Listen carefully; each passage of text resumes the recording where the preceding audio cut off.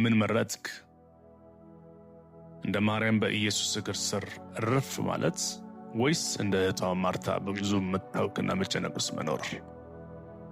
ኢየሱስ ግን እንዲህ ይላል፣ ከጨለማ ከሞት ከኃጢአት ከሰይጣን አገዛዝ ና ልጄ ቀንበርህን በሙሉ እኔ ልሸከምልህ ላሳርፍህ ይልሃል። ምርጫው ግን ያንተ ነው። እንደ ማርያም መልካምን ዕድል መምረጥ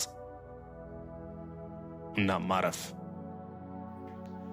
ኢየሱስ ይወዳል።